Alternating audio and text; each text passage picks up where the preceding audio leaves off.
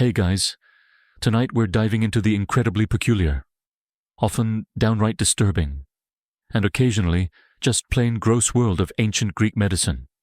Imagine, if you will, the soft glow of oil lamps flickering in a dusty, dimly lit room.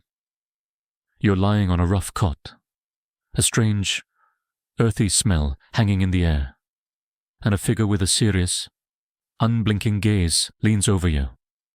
This isn't your clean, sterile doctor's office with its reassuring hum of technology. Oh no, this is ancient Greece, and your chances of walking out of this encounter feeling better, or even alive, are, well, you probably won't survive this.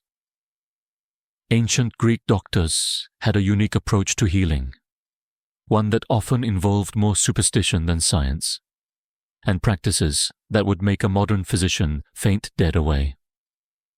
So, before you get comfortable, take a moment to like the video and subscribe, but only if you genuinely enjoy what I do here. Also, let me know where you're tuning in from and what time it is for you right now. Now, dim the lights, maybe turn on a fan for that soft background hum, and let's ease into tonight's journey together. From the very beginning, you understand that illness in ancient Greece wasn't just a physical ailment. It was often seen as a sign of divine displeasure or a supernatural influence. You might wake up with a fever, and your immediate thought isn't, "I caught a virus," but rather, "Which god did I offend this time?" This belief system permeated every aspect of their lives, and medicine was no exception. It wasn't uncommon for people to attribute a sudden illness to an angry Apollo, a vengeful Hera, or perhaps even a mischievous minor deity you'd forgotten to offer a sacrifice to. This fundamentally shaped how you approached seeking a cure. You wouldn't immediately rush to a man with a bag of herbs. Your first instinct would be to placate the gods. Consider the notion of miasma, a concept you'd often encounter. Miasma was believed to be a noxious substance, a kind of invisible pollution that could spread disease. It wasn't about germs, of course, but rather a more ethereal, spiritual bad air or taint that clung to places where death or sin had occurred. So, if you were feeling unwell, it might be because you'd walked through an area polluted by miasma from a recent battle or a neglected corpse. This wasn't just a folk belief. Even the more scientific thinkers of the time wrestled with how to understand and combat these invisible forces. Historians still argue whether the concept of miasma, despite its mystical origins, inadvertently led to some rudimentary, albeit accidental, public health measures like avoiding stagnant water or burning aromatic herbs to purify the air. You also frequently heard tales of Asclepius, the god of medicine, whose cult centers were places of pilgrimage for the sick. These weren't hospitals in the modern sense, but rather temples where healing rituals took place. You'd travel for days, perhaps weeks, to reach one of these sanctuaries, like Epidaurus or Kos, hoping for a divine intervention. Once there, you'd undergo purification rituals, offer sacrifices, and then, most importantly, participate in incubation. This involved sleeping within the temple precincts, specifically in a sacred dormitory called an abaton, with the hope that Asclepius himself, or one of his sacred snakes, a symbol still used in medicine today, funny enough, would visit you in a dream and reveal the cure. Sometimes, the cure was simply waking up feeling refreshed and believing you were healed, which, given the often stressful conditions of ancient life, probably offered some genuine psychological relief. It's a bit like hoping your alarm clock would reveal the cure for your Monday morning blues. What's fascinating is how these spiritual beliefs intertwined with more practical, albeit often misguided, attempts at healing, while you might pray to Asclepius. You'd also probably try a poultice of herbs or a strange dietary restriction your grandmother swore by. The line between what we'd call medicine and superstition was incredibly blurry. It's hard to imagine relying on a dream to cure your broken leg. But in ancient Greece, it was a perfectly legitimate approach, this blend of the sacred and the earthly. The divine and the empirical, even if that empiricism was based on faulty observations, is what truly defines the unsettling landscape of ancient Greek medical practices.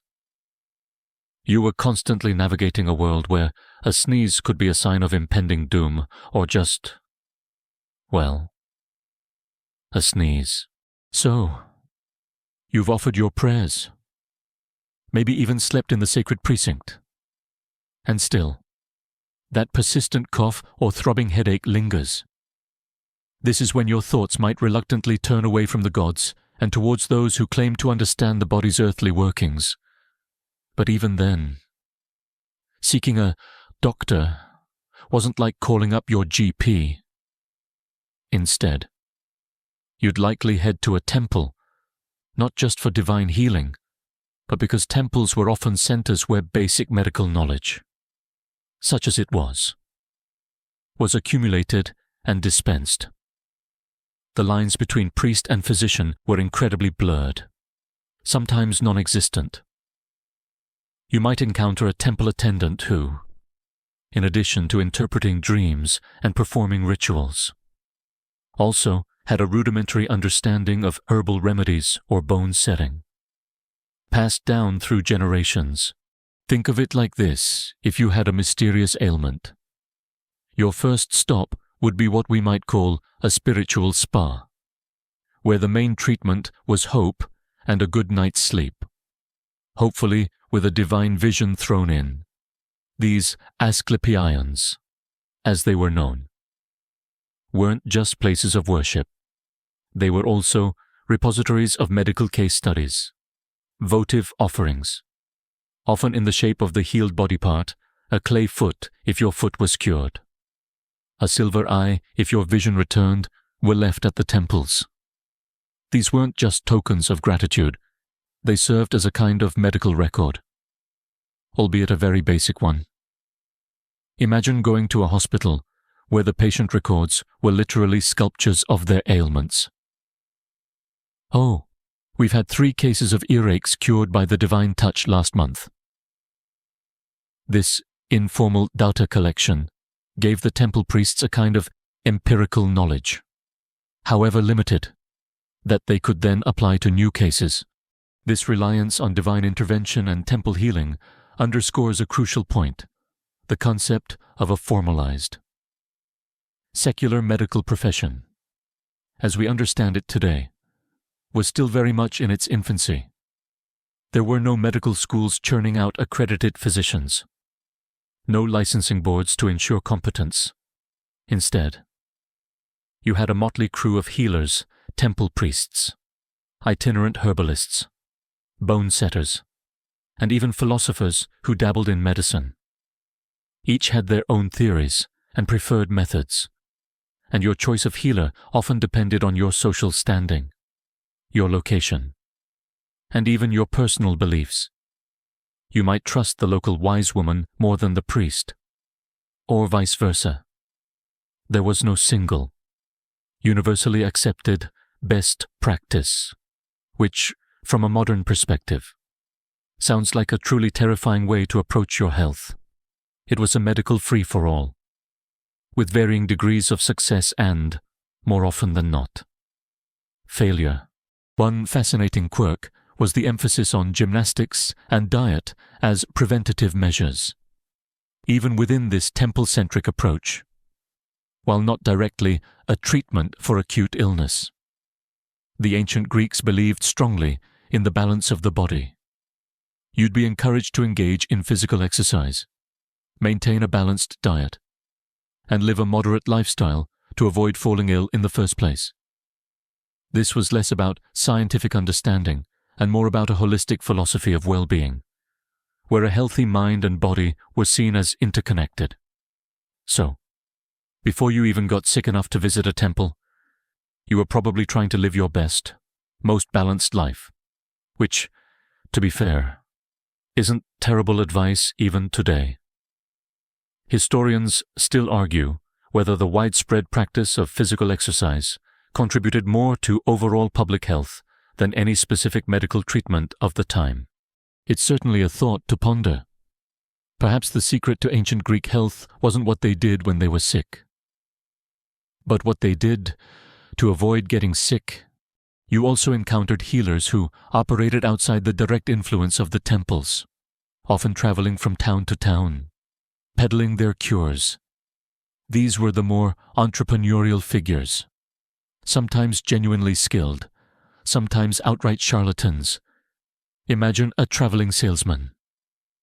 But instead of vacuum cleaners, he's hawking a magical elixir guaranteed to cure everything from a stomachache to a broken heart.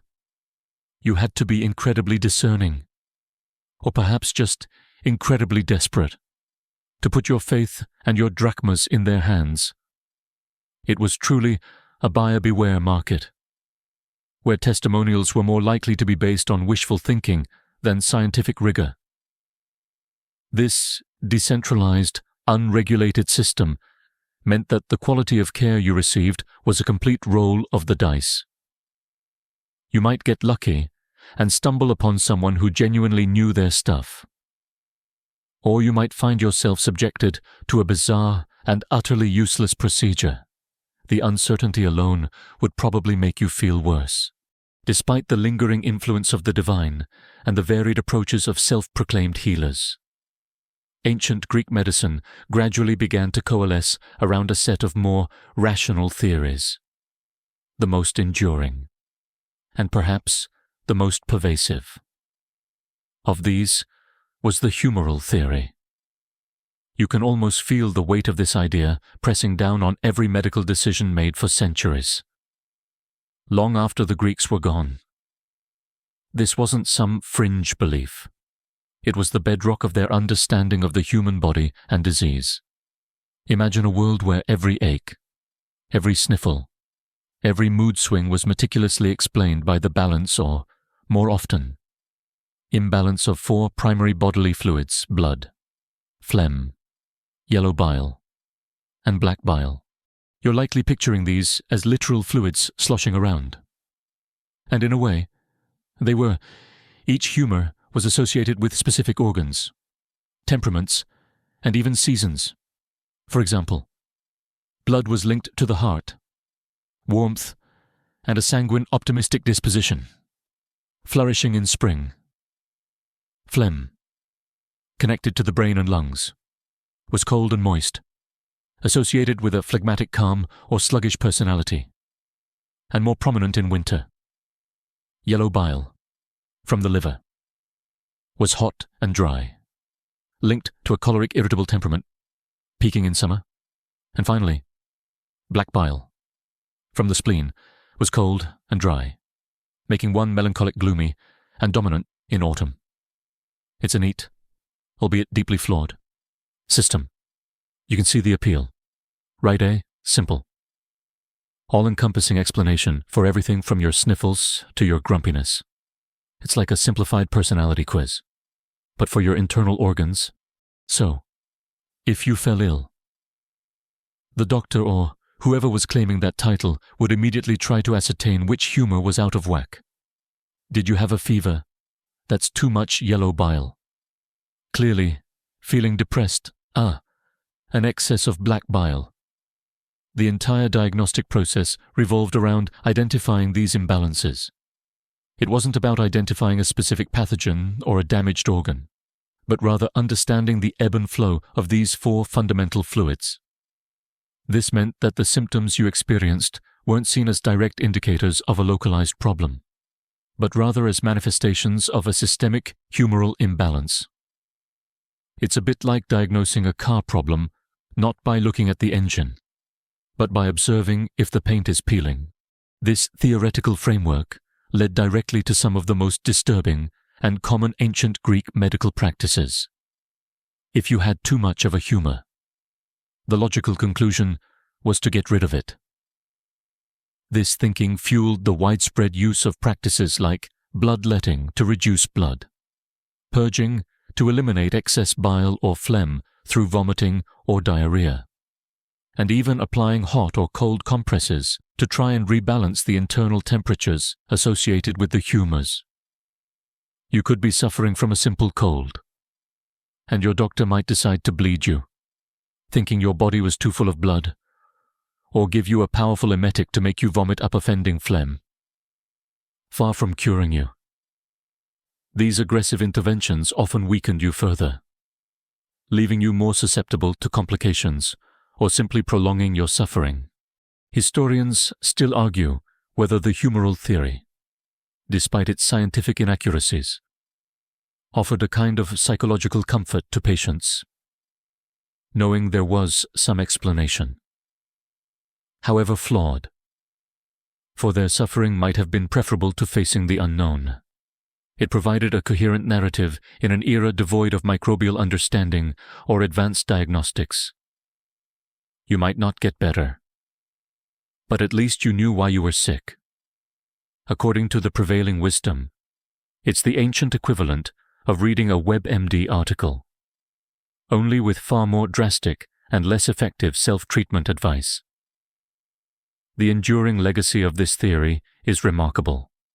It persisted as the dominant medical paradigm in Western medicine for nearly 2 millennia, shaping how countless generations understood and treated disease.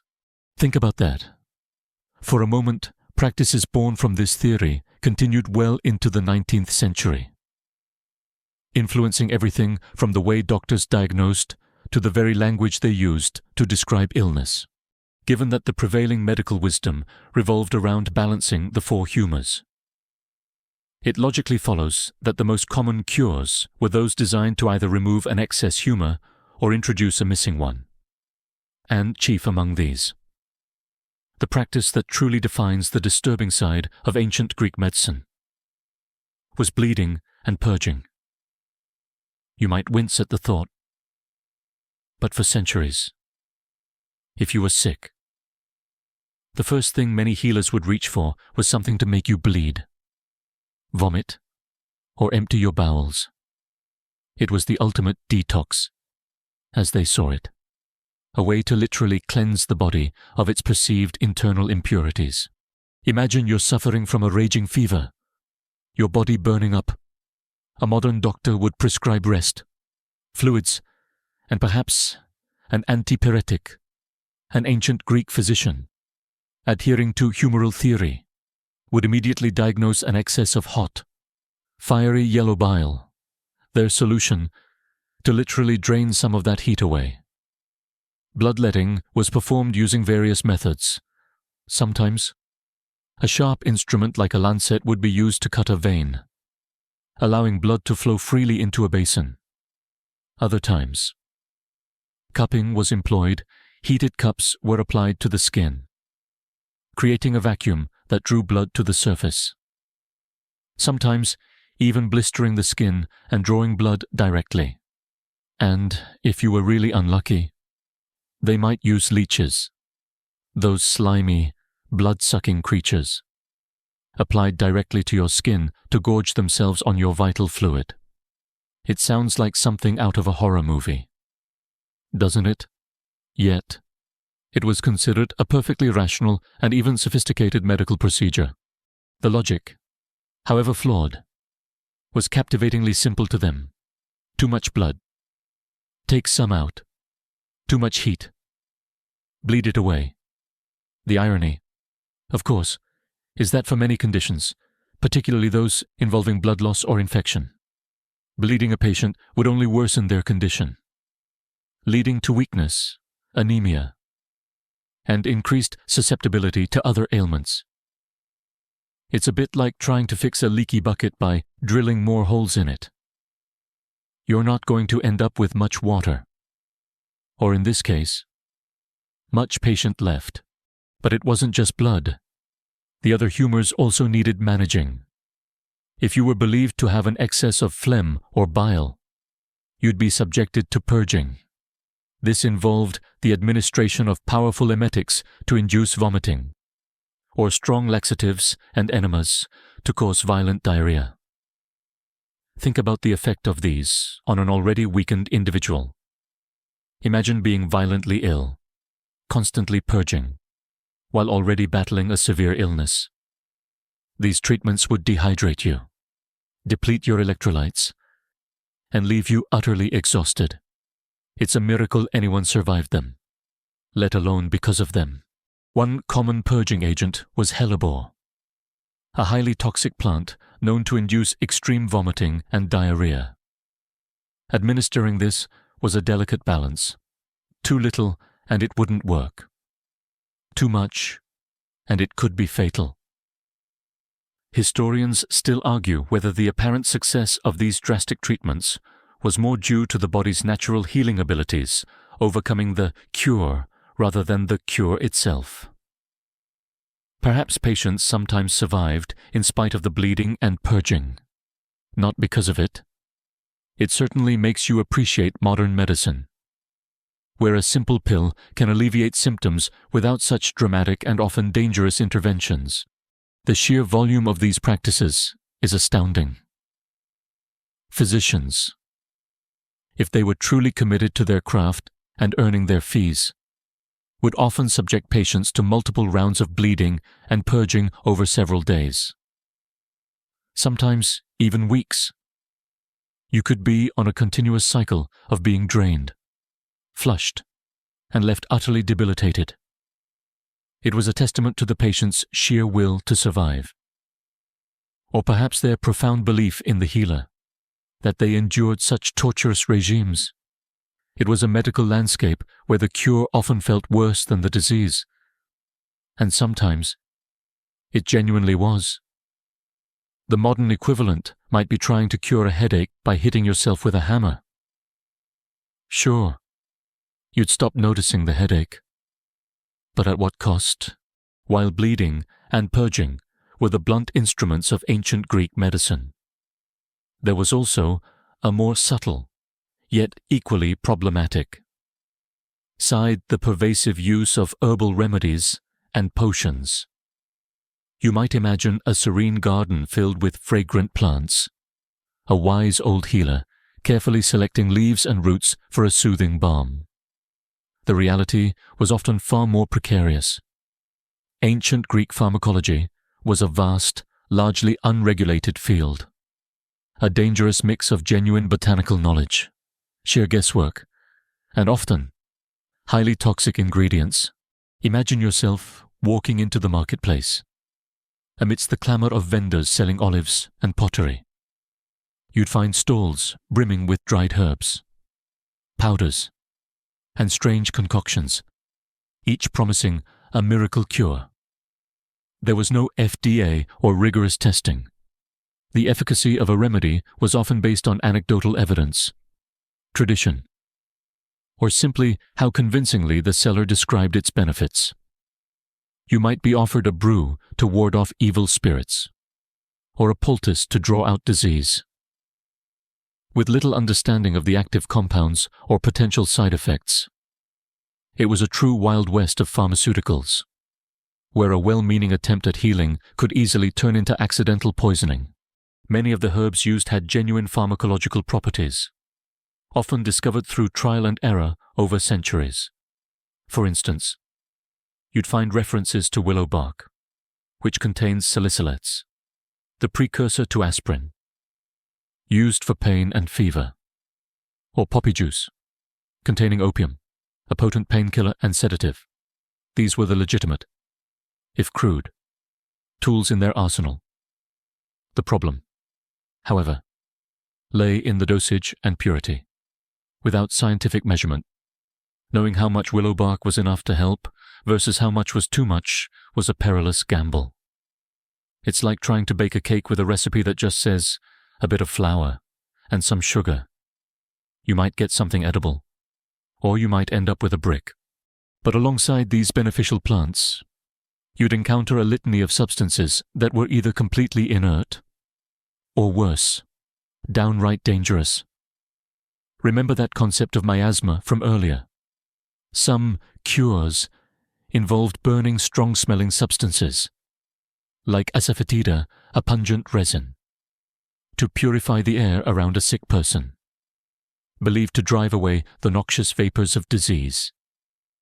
While harmless in itself, it certainly didn't cure anything other than perhaps driving away anyone with a sensitive nose. More concerning were the ingredients that could be highly toxic. We're talking about things like hemlock, famously used to execute Socrates, or various forms of hellebore, which, as you recall, was used as a violent purgative, but could easily cause convulsions, cardiac arrest, or death if the dose was off. One particularly quirky tidbit is the use of crocodile dung for various ailments, or even as a contraceptive. Yes, you heard that right. Ancient Egyptians used it, and some Greek physicians, adopting Egyptian practices, might have incorporated it into their pharmacopoeia. Imagine being prescribed a remedy that includes reptile feces. It probably didn't do much beyond causing extreme nausea, which, ironically, might have been considered a form of purging by some. Historians still argue whether such exotic and unpleasant ingredients were used for genuine perceived medical benefit, or simply to make the patient believe something drastic and powerful was being done. Perhaps it was a combination of both, a kind of primitive placebo effect, mixed with a dash of, "I'm doing something so weird. It must be effective." The preparation of these potions was also a messy affair. You didn't have sterile laboratories. Instead, you had grinding stones, crude mortars and pestles, and open flames. Contamination was rampant. An effective remedy could easily become tainted with bacteria or other harmful substances during its preparation, turning a potential cure into a vector for further illness.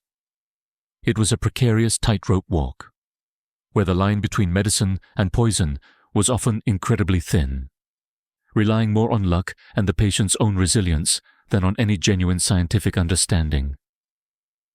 You truly never knew if that bitter draught was going to save you or send you to the underworld a little faster. Now, if you thought the internal remedies were unsettling, prepare yourself for the truly gruesome side of ancient Greek medicine, surgical horrors and limitations, when the humors were out of balance, and the potions failed.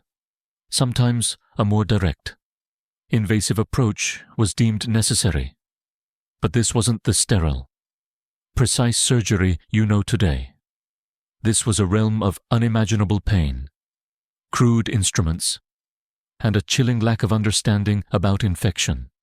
Imagine you've sustained a severe injury, perhaps a broken bone that's pierced the skin, or a deep wound from a skirmish. You'd be brought to a healer, who might possess a rudimentary set of tools, bronze or iron knives, bone saws, perhaps some crude forceps or drills. Anesthesia, as we understand it, was virtually non-existent. You might be given a strong dose of poppy juice to dull the pain, or perhaps simply a leather strap to bite down on. The screams of patients undergoing such procedures were likely a common backdrop to life in ancient Greece. It's hard to fathom enduring such agony, knowing that your best hope was merely to survive the immediate trauma, let alone recover fully. Consider the treatment of fractures. For a simple break, they might attempt to set the bone and then immobilize it with splints made of wood or bark, sometimes padded with cloth. Sounds reasonable, right? But for more complex, open fractures, where the bone protruded through the skin, the situation became dire. Without sterile techniques, infection was almost guaranteed. You'd likely develop fever, pus, and eventually, gangrene, the ancient Greek solution. Amputation. Imagine a surgeon, with no knowledge of anatomy beyond what could be seen and felt, wielding a bone saw, the process would be excruciatingly slow, bloody, and almost certainly fatal due to shock, blood loss, or overwhelming infection. It's a bit like trying to fix a leaky faucet with a sledgehammer. Effective, perhaps, but with devastating collateral damage. One particularly disturbing practice was trepanation, the drilling of holes into the skull. You might think this sounds barbaric, and indeed it often was. Evidence suggests it was performed for a variety of conditions, from head injuries to relieve pressure from swelling or blood clots, which is surprisingly logical to mental illnesses, epilepsy, or even simply to release evil spirits believed to be trapped inside the head. Imagine a loved one suffering from seizures, and the doctor suggesting drilling a hole in their skull. While some patients remarkably survived these procedures, as evidenced by healed trepanated skulls found by archaeologists, many undoubtedly succumbed to infection or brain damage. Historians still argue whether the apparent success of some trepanations was due to the body's natural healing in minor cases, or if the procedure itself sometimes offered genuine relief from pressure. It truly makes you wonder about the threshold for pain tolerance in those days. Then there were the attempts at internal surgery, which were even riskier. Operations on the abdomen, for instance, were almost universally fatal due to internal bleeding and rampant infection. There was no concept of germ theory, so instruments were rarely cleaned. Hands were certainly not washed, and dressings were rudimentary at best. You might get lucky with a superficial wound, but anything deeper was an invitation for agony and an almost certain trip to the underworld. The sheer courage, or perhaps desperation, of both the patients and the practitioners is truly humbling. You also frequently heard about treatments for urinary stones, which were incredibly painful. While some sources suggest early attempts at lithotomy removing stones from the bladder, these were extremely dangerous, often leading to rupture and death. It truly underscores the limitations imposed by a lack of anatomical understanding, sterile techniques, and effective pain management. In essence, ancient Greek surgery was a desperate last resort, a brutal gamble where the odds were heavily stacked against you. You just hoped your luck was better than most, amidst the dramatic interventions of bleeding and purging, and the terrifying prospect of ancient surgery. There was a quiet, often overlooked, but surprisingly sensible aspect of ancient Greek health, the emphasis on gymnastics and diet as medicine. You might be surprised to hear that even within a system steeped in humoral theory and divine intervention, there was a strong belief in the power of lifestyle to maintain and restore health. This wasn't always a cure for acute illness, but rather a powerful tool for prevention and overall well-being. Imagine a typical day in ancient Greece. You'd likely see citizens, especially men, engaging in regular physical exercise. The gymnasium wasn't just a place for competitive sports or intellectual discourse. It was also considered vital for health. They believed that exercise kept the body supple, the humors flowing correctly, and the mind sharp. Different exercises were prescribed for different temperaments or conditions. A choleric individual, prone to irritability, might be encouraged to engage in calming, rhythmic movements, while a phlegmatic person, seen as sluggish, might need more vigorous activity to stir their humors. It's a bit like a personalized fitness plan, but designed by someone who thinks your bile is acting up. This focus on physical activity wasn't just for the young and athletic.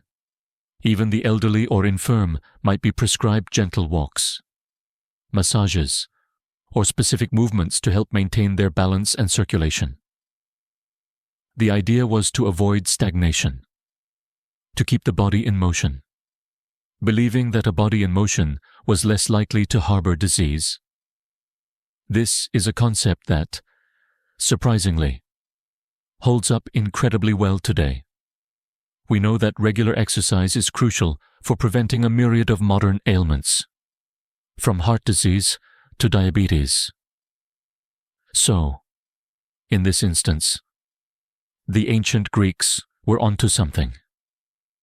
Even if their underlying explanations were based on humors rather than scientific understanding of cardiovascular health, alongside exercise, diet played an equally critical role. Food wasn't just sustenance, it was medicine. Every foodstuff was categorized according to its perceived qualities, hot or cold, wet or dry, which linked directly back to the four humors. If you had an excess of hot yellow bile, you'd be advised to eat cold foods like cucumbers or lettuce to balance it out. If you were phlegmatic and cold, you might be encouraged to consume hot foods like garlic or spicy herbs. The dietary prescriptions could be incredibly detailed and specific, tailored to an individual's constitution and current state of health. It was a personalized meal plan, but one that might tell you to avoid grapes in autumn because they're too cold and wet for your melancholic tendencies. This wasn't always about restriction. It was often about balance and moderation. Eating too much of one type of food, or failing to eat enough of another, was seen as a potential cause of humoral imbalance and, therefore, illness. They believed that a light, easily digestible diet was generally preferable, especially during sickness. You might be prescribed barley gruel or watered-down wine, rather than heavy meats or rich dishes. This holistic approach, integrating diet and exercise into a broader philosophy of health, demonstrates a remarkable foresight. Even if their specific reasoning was quaint by modern standards, historians still argue whether the general health of ancient Greek populations, particularly the elite who could afford such practices, was significantly improved by these lifestyle choices more than by their direct medical interventions. You also found that sometimes these lifestyle interventions were the only interventions for conditions that weren't immediately life-threatening. A doctor might simply advise changes to your daily routine, more exercise, a different diet, more fresh air, or perhaps even a change of scenery. It was a recognition, however limited, that the environment and personal habits played a crucial role in well-being. So, before you faced the gruesome reality of a surgeon's knife, you were likely encouraged to hit the ancient gym and tweak your ancient menu. It's a gentle reminder that some healthy habits transcend millennia, even if the reasoning behind them has evolved dramatically, beyond the tangible applications of diet and exercise, and even the often brutal physical interventions. Ancient Greek medicine often ventured into the realm of the subconscious.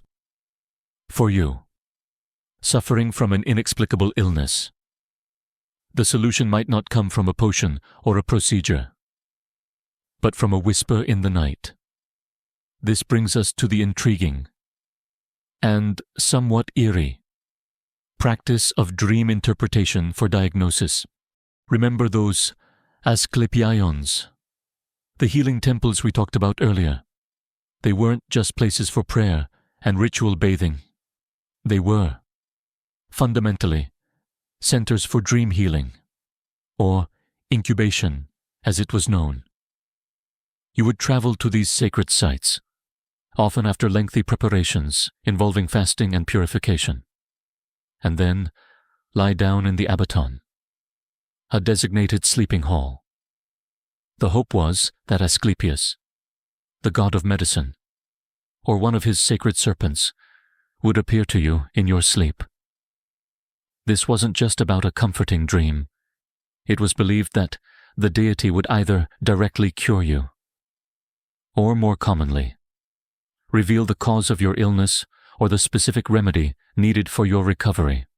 Imagine the atmosphere, dim lighting, the faint scent of incense, and dozens of people lying in silence, each desperately hoping for a divine visitation.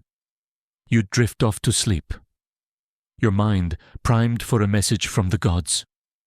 Perhaps you'd dream of a specific herb, a particular dietary change, or even a symbolic act you needed to perform. Upon waking, you'd then consult with a temple priest or an interpreter, who would help you decipher the often cryptic messages of your dream. It's a bit like ancient therapy, but with divine intervention instead of a therapist's couch. This practice highlights the deep connection between the physical and the spiritual in ancient Greek thought. Illness wasn't merely a bodily malfunction. It was often seen as a disharmony, a disruption in your relationship with the cosmos, or a moral failing. Dreams, therefore, became a direct conduit to understanding these deeper imbalances. If you dreamed of being pursued by a shadowy figure, it might be interpreted as an excess of black bile, or perhaps a god expressing displeasure. If you dreamed of clear, flowing water, it could signify purification and healing. The interpretations were often highly subjective, depending heavily on the skill and belief system of the interpreter. Historians still argue whether the psychological power of belief and expectation in these dream interpretations played a more significant role in any reported healings than the actual content of the dream itself. It wasn't just divine dreams that were considered medically significant. Even your everyday dreams might be scrutinized for clues about your health. Some physicians, influenced by philosophical thought, believed that dreams were reflections of the body's internal state. A dream of heat and fire might suggest a fever or inflammation. A dream of cold water might indicate an excess of phlegm. This was an early, albeit crude, attempt at what we might now call psychosomatic medicine, recognizing that the mind and body are interconnected. They believed that your internal physical state subtly influenced the imagery and narratives of your dreams. It's a fascinating thought, isn't it? That your body, even in sleep, was trying to tell you what was wrong. This practice also reveals the limited understanding of the human body. When direct observation and dissection were taboo or rare, something we'll discuss later, understanding the internal workings of the body was largely speculative. Dreams offered a metaphorical window into what was otherwise an inscrutable internal landscape. So, when conventional methods failed, or when the cause of an illness was mysterious, turning to dreams for answers was not seen as a last resort, but as a legitimate and often primary pathway to diagnosis and healing. You'd tell your dreams to the healer, hoping that the secrets of your sickness would be unlocked not by a microscope, but by a sleeping mind.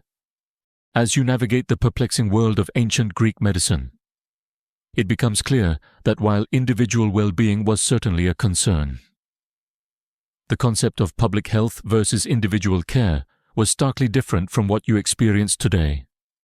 In modern society, there's a strong emphasis on community-wide health initiatives, sanitation, vaccination programs, clean water, and widespread access to medical facilities. In ancient Greece, the focus was overwhelmingly on the elite and individual cases, with very little infrastructure dedicated to the health of the masses. Imagine living in a bustling ancient Greek city. You'd see impressive public buildings, grand temples, and elaborate aqueducts bringing fresh water. But what you wouldn't typically see are dedicated public hospitals, widespread sewage systems for everyone, or organized efforts to combat epidemics on a community-wide scale. While some cities, notably Athens, did have some basic sanitation measures like drains for rainwater and waste disposal in certain areas.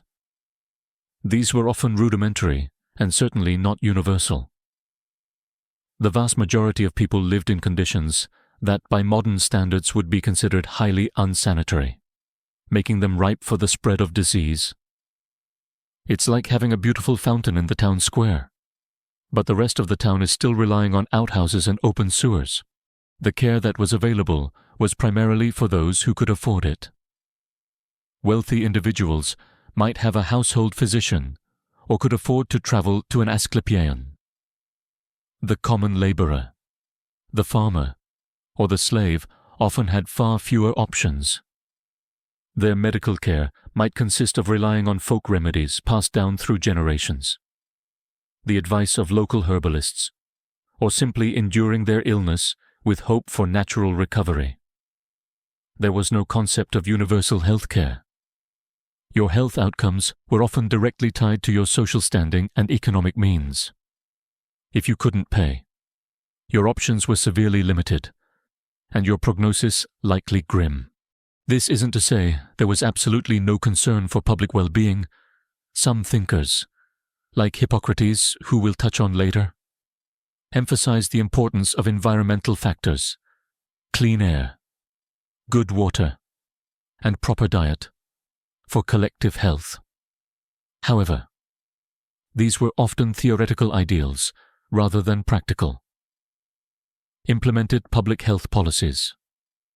For instance, you might find a philosophical treatise discussing the benefits of locating a city on high ground for better air quality. But you wouldn't see a city council meticulously planning a comprehensive drainage system for every neighborhood. The execution of such grand ideas was often limited by technology, resources, and the prevailing belief that disease was often a personal misfortune, not a systemic failure. When epidemics struck, and they did, frequently and devastatingly, the response was often one of fear and flight, or desperate religious appeasement, rather than organized medical intervention. The famous Plague of Athens, for example, decimated the population. And while there were individual acts of heroism from caregivers, there was no centralized public health authority to quarantine, treat, or prevent its spread. It was more about survival of the fittest, or perhaps the luckiest. Historians still argue whether the sporadic public works, like aqueducts, were primarily for sanitation or more for convenience and civic display, inadvertently providing health benefits rather than being intentionally designed public health measures. It's a subtle but important distinction. You also wouldn't find dedicated medical professionals whose sole job was public health. Physicians, when they existed, were largely individual practitioners. They treated patients one-on-one, much like a private contractor. There was no public health department employing legions of sanitarians or epidemiologists. This fragmented approach meant that while individual cases might receive some form of care, the underlying environmental and social factors that bred disease among the general populace often went unaddressed. So, while you might get a doctor to bleed you for your fever, the polluted well down the street that was making everyone sick would likely remain untouched. The emphasis, tragically, was on the treatment of the symptom in the individual, rather than the prevention of the disease in the community. So, you've seen the strange theories, the painful cures, and the limited scope of public health. This brings you to a crucial question. Where did these ancient Greek doctors actually learn their craft? The answer, you'll find, is far from the structured, rigorous medical education systems we have today. There were no grand universities with sprawling campuses dedicated solely to healing. Instead, medical schools and training were often informal, decentralized, and deeply personal affairs, more akin to an apprenticeship than a modern curriculum. Imagine a young man, for it was almost exclusively men. Save for a few notable exceptions, we might touch on later, who felt a calling to medicine, or perhaps whose family had a history in the healing arts. His training wouldn't begin with textbooks and lectures in a classroom. More likely, he would attach himself to an established physician, becoming an apprentice or a pupil, you would follow your mentor, observing his practices, assisting him with patience, and slowly, painstakingly, absorbing knowledge through direct experience. It was a hands-on, learn-by-doing approach, where theoretical knowledge was often intertwined with practical observation. However flawed that observation might be, this apprenticeship model meant that the quality of your education was entirely dependent on the skill, knowledge, and integrity of your master. If your teacher was a gifted diagnostician and a compassionate healer by ancient standards, of course, you might become one too.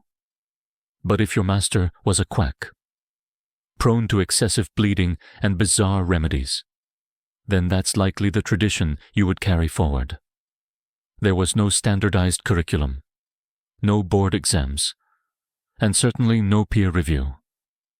It was a bit like learning to cook by only watching one chef, no matter how good or bad their recipes were. While there wasn't a formal university in the modern sense, certain areas did become known as centers of medical learning, often associated with prominent physicians or temple sites. The island of Kos and the city of Cnidus in modern-day Turkey were two such places. Famous for their medical traditions, Kos is particularly associated with Hippocrates, often called the father of medicine. Here, aspiring healers might gather, not in formal lecture halls, but perhaps in a master's home or a dedicated building, discussing cases, debating theories, and sharing practical advice. The school was more a community of practitioners and learners, rather than an institutional body. The curriculum, such as it was, would have involved a mix of theoretical and practical knowledge. You'd learn about the humoral theory, certainly, and the various properties of herbs and other substances.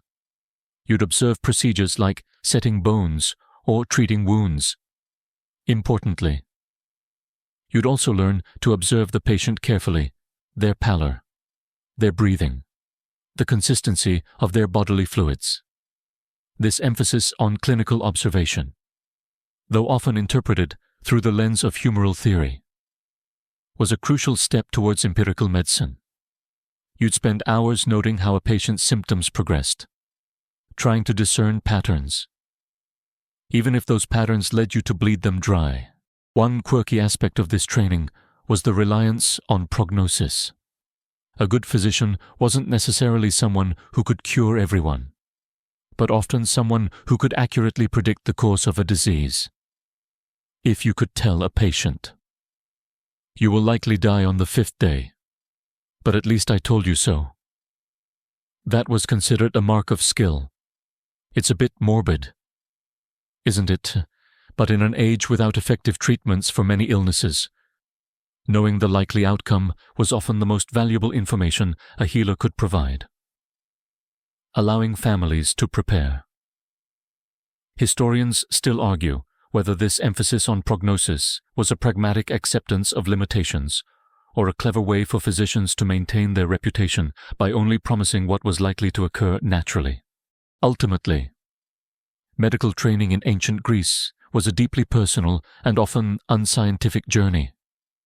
It was a system built on mentorship, observation, and trial and error, where the line between genuine knowledge and inherited superstition was incredibly fine.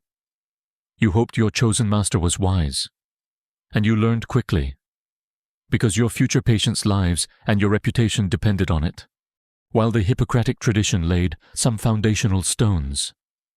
Centuries later, another monumental figure would cast an even longer, and arguably more problematic, shadow over Western medicine. Galen of Pergamon. You might not recognize the name immediately, but his influence on medical thought was so profound that it endured for an astonishing 100 to 300 years, shaping the understanding of the human body right up until the Renaissance. And unfortunately, many of his most confidently asserted anatomical facts were wildly, sometimes hilariously, inaccurate. Imagine a physician so brilliant, so prolific, and so utterly self-assured that his writings became the unquestioned dogma for over a millennium. That was Galen. Born in the 2nd century AD, he was a Greek physician who practiced in Rome, serving emperors and gladiators alike. His work encompassed anatomy, physiology, pharmacology, and even philosophy. He performed numerous dissections. But here's the catch: due to Roman taboos against dissecting human bodies, a critical limitation we'll delve into more deeply later. Most of his anatomical knowledge was derived from dissecting animals, primarily pigs and Barbary apes, which he believed were close enough to human anatomy. And therein lies the core of his enduring, yet disturbing, legacy. Galen extrapolated his observations from animals directly to humans, often without verification. For example, he meticulously described the rete mirabile, a complex network of blood vessels at the base of the brain, which he observed in ungulates hoofed animals and believed existed in humans. It does not. He also described a 5-lobed liver in humans, based on his dissections of pigs. Human livers have 2 lobes. He got a lot wrong, but he got it so confidently wrong, and his arguments were so logically constructed within his own framework, that few dared to challenge him for centuries. It's like building a magnificent skyscraper on a foundation of quicksand. But no one notices for 1,000 years. Galen was a staunch proponent and elaborate expander of the humoral theory. He didn't just accept the 4 humors, he built an incredibly intricate and detailed physiological system around them, explaining how they were produced, circulated, and affected every single bodily function. He developed a complex system of pneuma, or spirits natural, vital, and animal spirits that animated the body and mediated the humors. His descriptions were so comprehensive and internally consistent that they became the ultimate authority, if you wanted to be considered a learned physician. You didn't question Galen. You memorized him. This uncritical acceptance of Galen's work had a chilling effect on medical progress. For centuries, physicians performed procedures and made diagnoses based on a flawed anatomical map. If a patient's symptoms didn't fit Galen's descriptions, the error was assumed to be with the patient, or the physician's understanding, never with Galen himself. It discouraged direct observation and experimentation, as challenging Galen was seen as heretical. Imagine having the definitive medical textbook, but it's full of errors, and you're forbidden from checking if those errors are true. One quirky tidbit: Galen was also a keen observer of gladiators. Their wounds provided him with a unique, if gruesome, opportunity to study human anatomy in vivo. He could observe muscles, bones, and organs that would otherwise be hidden. While this gave him some genuine insights, it was still a limited and often violent form of anatomical study, far from systematic dissection. Historians still argue whether Galen's detailed writings, despite their inaccuracies, paradoxically preserved some classical medical knowledge that might otherwise have been lost during the darker periods of the Middle Ages. His sheer volume of work ensured that medicine, however flawed, continued to be studied and practiced. So, for over 1,000 years, if you were sick, the doctor attending to you was likely working with a mental map of your insides that was part human, part pig, and entirely influenced by the brilliant, yet misguided, mind of Galen.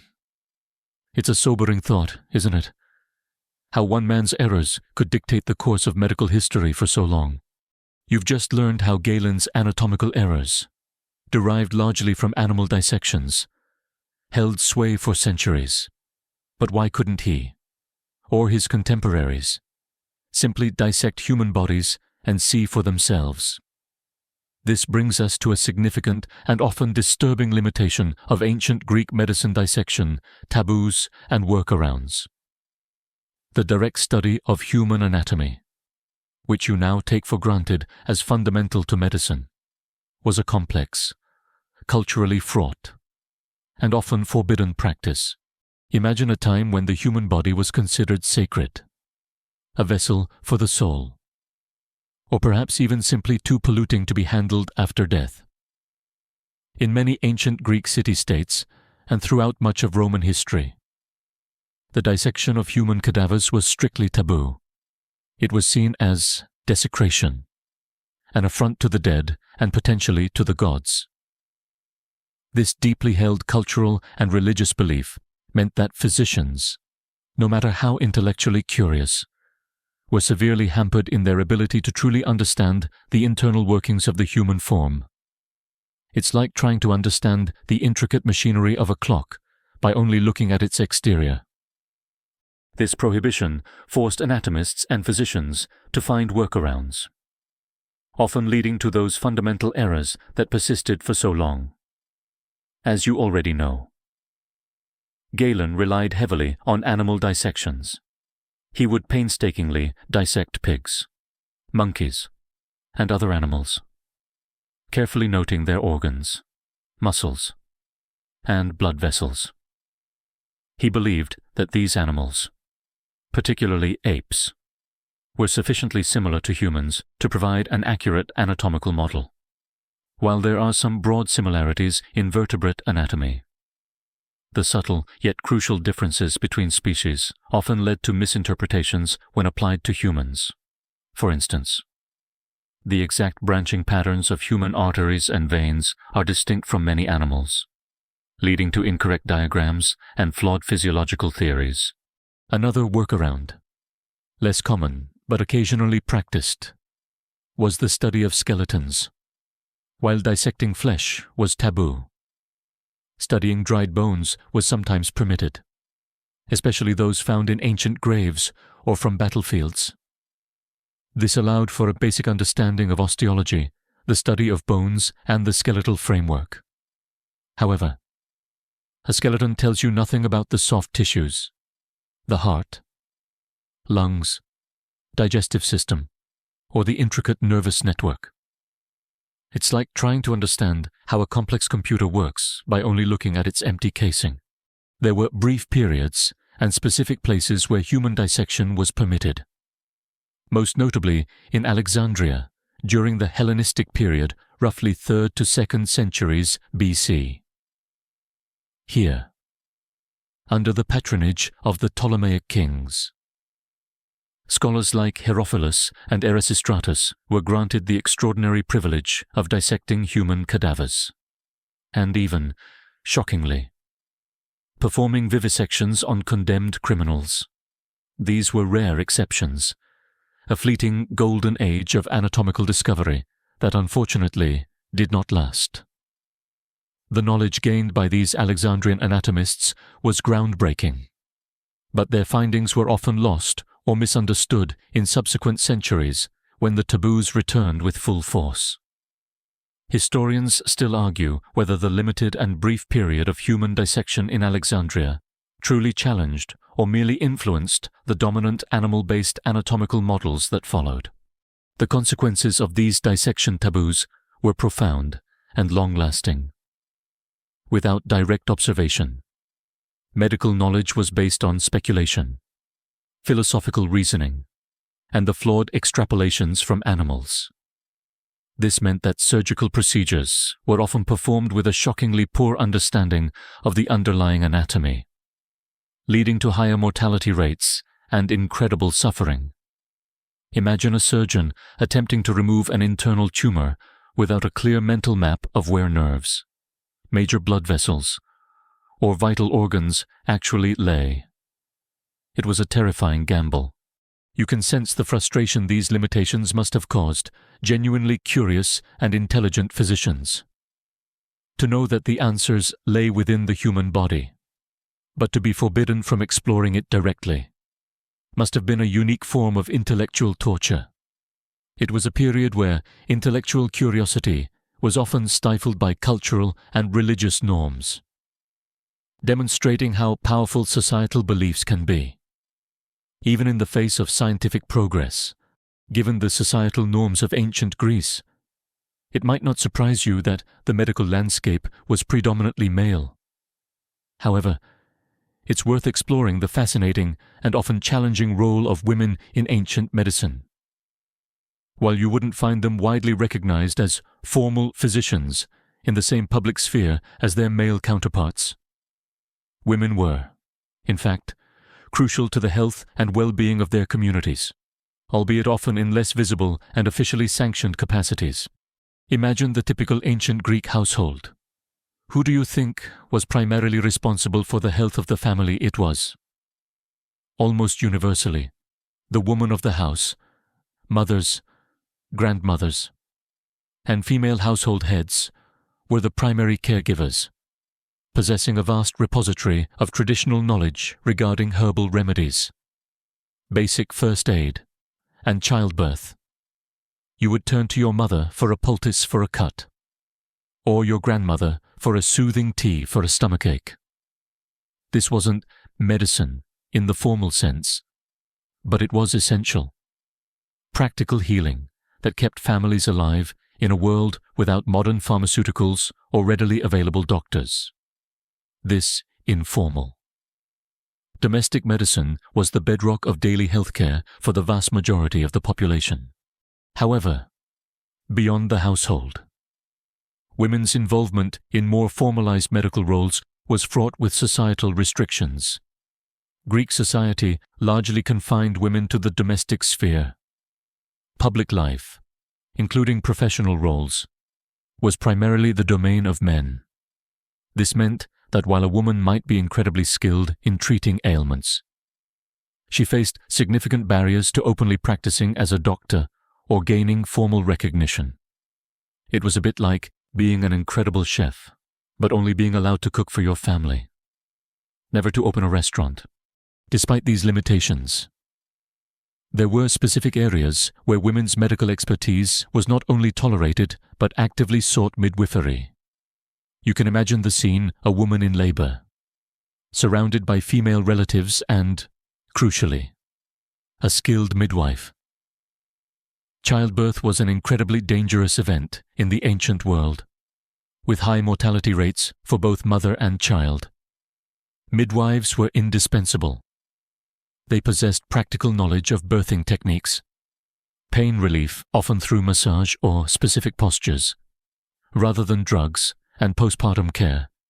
They were the unsung heroes of ancient public health, responsible for ushering new life into the world, often making life or death decisions with their hands and experience alone. There were also some rare, notable exceptions to the general rule. You might hear tales of women who defied societal expectations and managed to practice medicine more openly. Agnodice of Athens is a famous, albeit possibly apocryphal, example. The story goes that she disguised herself as a man to study medicine, as women were forbidden. Upon revelation, she was brought to trial but was defended by the women of Athens, who lauded her for her services, particularly in gynecology and obstetrics, forcing the law to be changed.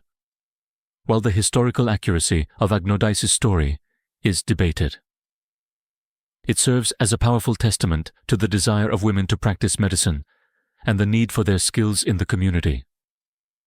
Historians still argue whether such stories represent a true historical shift or merely reflect an aspirational narrative about breaking societal barriers. Another fascinating tidbit is the role of female healers, sometimes referred to as wise women, who operated on the fringes of accepted medicine. These were often older women, revered for their deep knowledge of herbs, spells, and traditional healing practices, often blending folk medicine with spiritual beliefs. They were consulted for everything from fertility issues to everyday ailments, often serving those who couldn't afford or didn't trust the formal male physicians.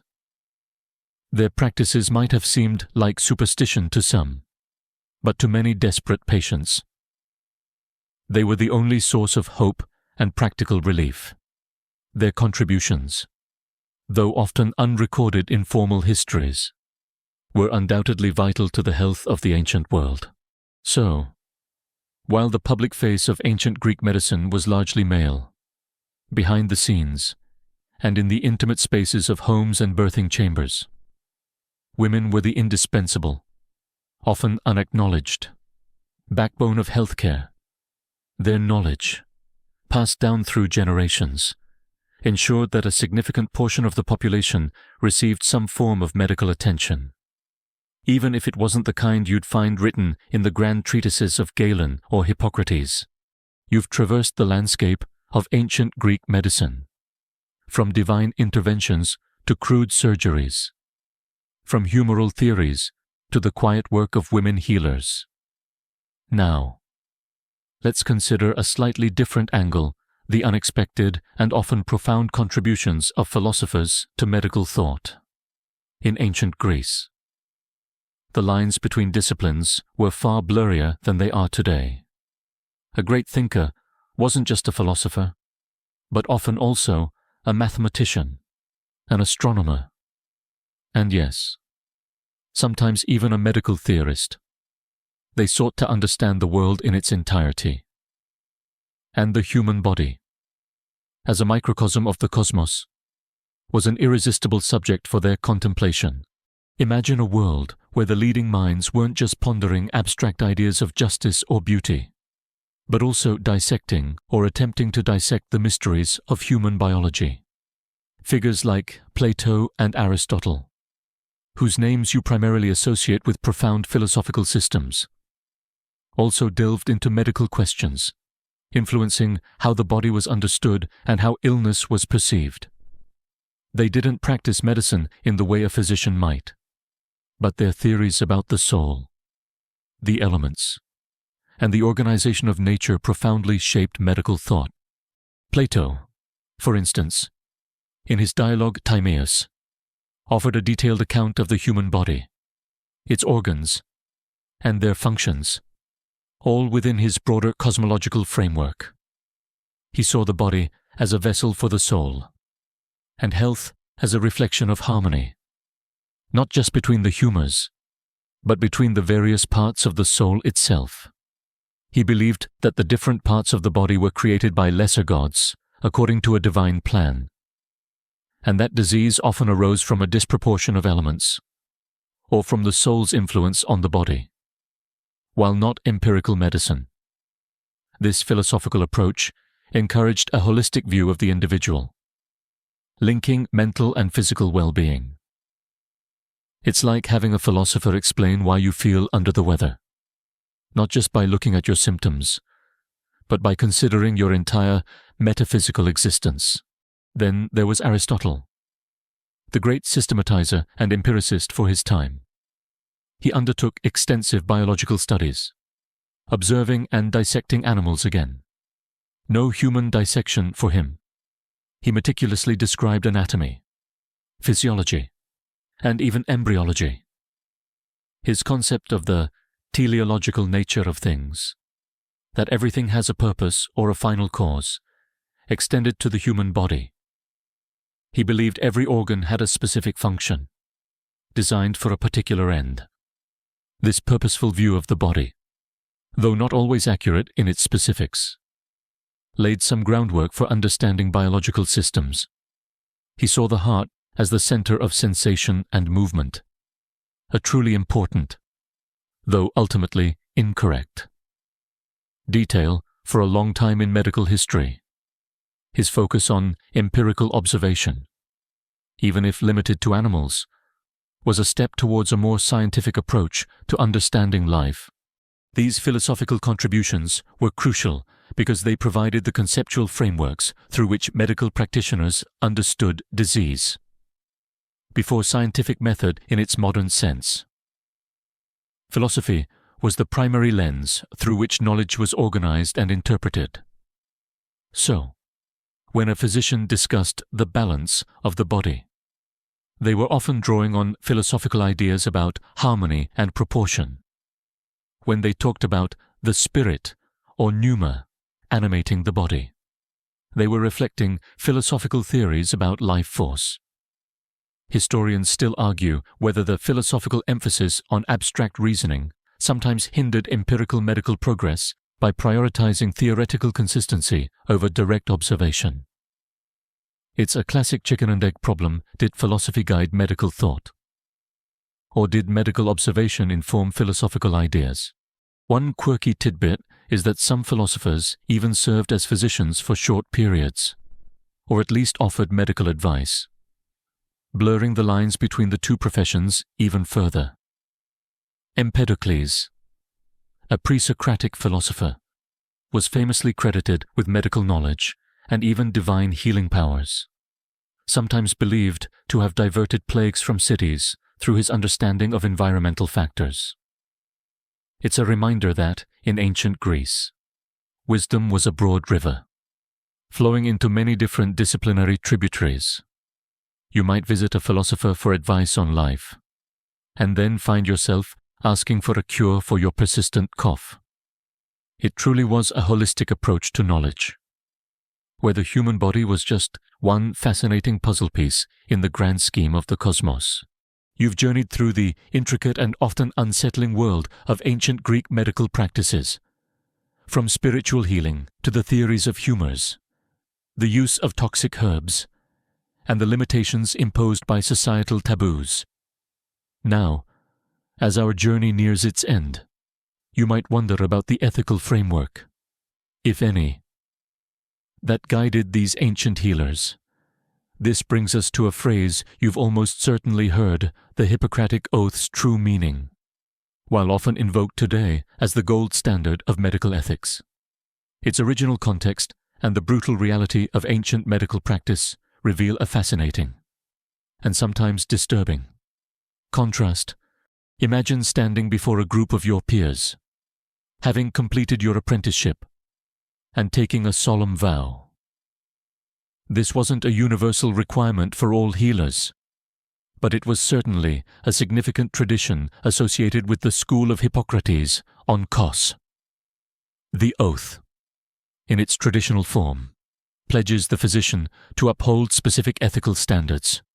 You swear by Apollo, Asclepius, Hygeia, and Panacea, the gods of healing, to practice medicine to the best of your ability, to help the sick, and to do no harm. It sounds wonderfully noble, doesn't it? A beacon of light in a sometimes dark medical world. However, the true meaning of the Hippocratic Oath, when viewed through the lens of ancient practice, often diverged from its idealistic pronouncements. For instance, the oath explicitly states, "I will not give a deadly drug to anyone, if asked, nor will I suggest such a counsel, and similarly, I will not give to a woman a pessary to cause abortion." This prohibition against euthanasia and abortion is a clear ethical stance, reflecting certain values of the time, and a striking contrast to some practices in other ancient cultures. Yet, as you recall from our earlier discussions, the line between a deadly drug and a healing potion could be incredibly thin, with toxic substances like hellebore used as purgatives. Did the oath mean intentionally deadly, or simply any drug that could prove fatal? Historians still argue whether adherence to these specific tenets was widespread or selectively applied by practitioners. Another key part of the oath: I will use treatment to help the sick according to my ability and judgment, but never with a view to injury and wrongdoing, emphasizes beneficence and non-maleficence. This is the origin of the famous do no harm principle. But how was harm defined in an era where bloodletting, purging, and painful surgeries were considered standard, even beneficial? Treatments. A physician might genuinely believe they were helping a patient by bleeding them to the point of collapse, convinced they were rebalancing the humors. Even if the outcome was disastrous, The intent was to do good, but the method, by modern standards, was often incredibly damaging.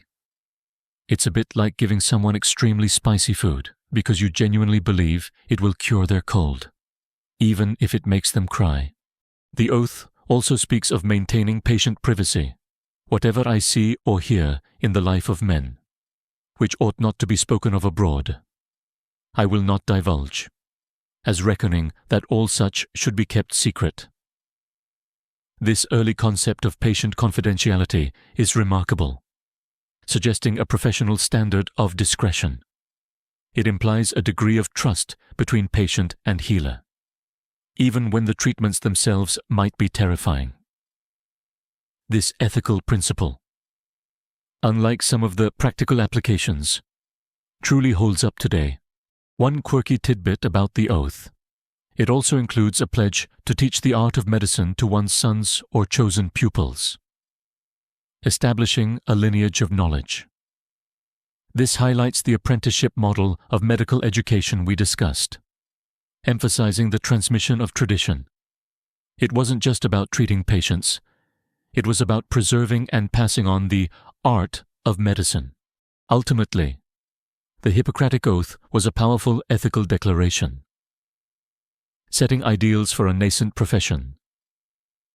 However, you must remember that its ideals contrasted sharply with the brutal reality of the knowledge and tools available at the time. It was a moral compass in a world without accurate maps of the human body or understanding of disease pathology. Physicians strove to embody its principles, but they did so within the severe limitations and often disturbing practices that defined ancient Greek medicine. The oath reminds you that, even then, there was a striving for ethical conduct, a desire to relieve suffering, even if the means to achieve that were often more terrifying than therapeutic. Now, dim the lights further. Maybe adjust that fan so it's just a gentle whisper in the room. Let your mind drift from the strange tools and stranger theories of ancient Greece. The sharp edges of those ancient practices are fading now, becoming soft, indistinct shadows in the receding light. The echoes of a patient's cries, the pungent scent of herbs, the confident pronouncements of a long-dead philosopher, all are dissolving into the quiet hum of your own space. You can let go of the unsettling thoughts, the bizarre remedies, and the often grim fates of those who lived so long ago. Their struggles, their beliefs, and their attempts to understand the mysteries of life and death are now simply part of the vast tapestry of history. There's no need to carry their worries into your sleep, just the gentle rhythm of your breath, the soft blanket, and the knowledge that the world has, for all its challenges, learned so much. Rest now, deeply and peacefully. End of script. Sweet dreams.